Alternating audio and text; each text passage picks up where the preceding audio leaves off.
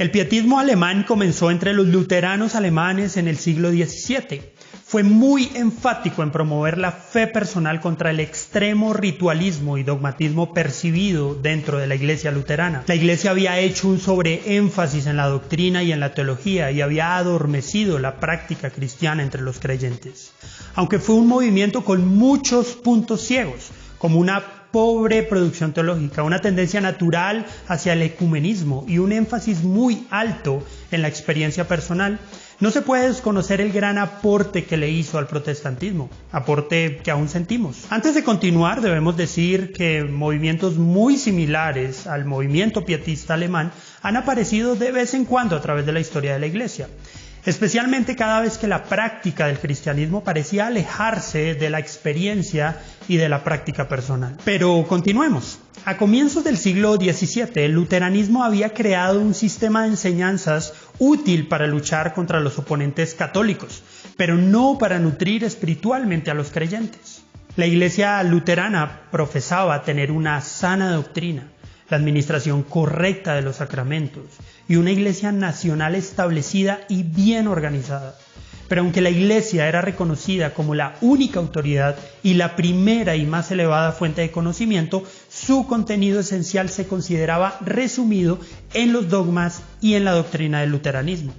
Como consecuencia, la única exigencia puesta sobre los miembros era el reconocimiento de la doctrina de la iglesia. Había un pobre énfasis hacia el deber personal de buscar a Dios y una incipiente lectura personal de la Biblia. Todo esto provocaría una reacción. Para comprenderlo mejor, es importante saber que el puritanismo inglés, del que hablaremos en otro video, llegó al continente europeo a través de la traducción de obras de Richard Baxter, John Bunyan y otros protestantes exiliados en los Países Bajos que habían desarrollado previamente su propio pietismo. Pronto estas ideas se extendieron a Alemania. Las diversas corrientes del movimiento de renovación convergieron inicialmente en la vida y en la obra de Philipp Jakob Spener. Como pastor luterano, Spener veía con preocupación la degeneración y la ausencia de piedad entre los creyentes de su iglesia.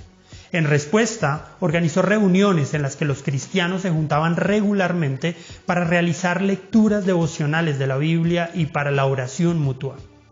En su obra más famosa, Pia Desideria, Spener evaluó las debilidades de la ortodoxia de su tiempo y propuso reformas muy ambiciosas.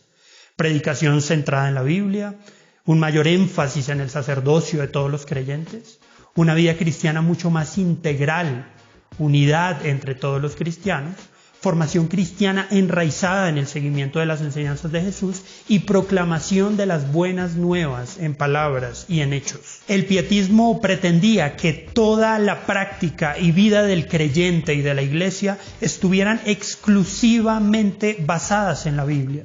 También buscaba que los creyentes tuvieran una intensa sinceridad moral y una austeridad material evidente. También un énfasis en la experiencia cristiana basada en el nuevo nacimiento y una esperanza futura centrada en la resurrección. La intensa vida cristiana del pietismo inspiró a sus seguidores a compartir las buenas nuevas con otros, a testificar de su fe y a dar prueba de ella con una vida recta y un amor fraternal.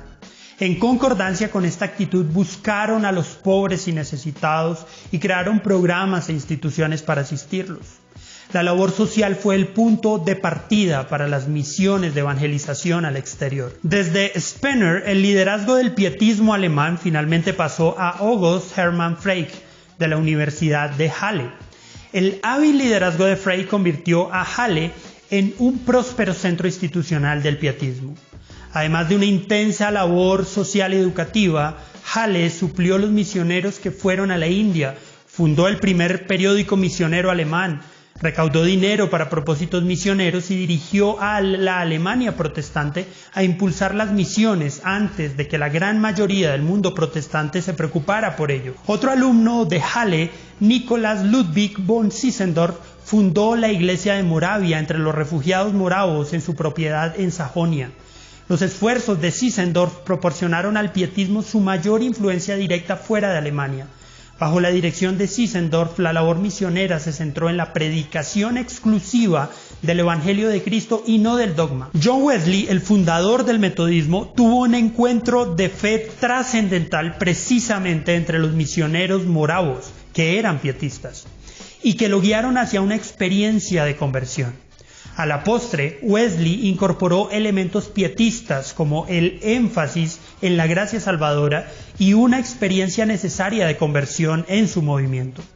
Personalmente, y probablemente influenciado por el pietismo, guió a sus seguidores a buscar el más alto sentido de moralidad y a vivir vidas austeras. Es posible que encontremos en el pietismo respuestas contra el excesivo énfasis de muchos en la ortodoxia, el sectarismo de otros y para la insistencia de muchos en retener su posición más que en promover el bien común, pero por sobre todo en comprender la importancia de la relación personal con Dios, en la lectura de la Biblia, en el seguimiento a las verdades del Evangelio y en la entrega a vidas santas. Es ingenuo creer que la frialdad espiritual es solo cuestión de nuestro tiempo, pero es inteligente saber que Dios siempre levantará siervos que enciendan de nuevo la luz de su palabra.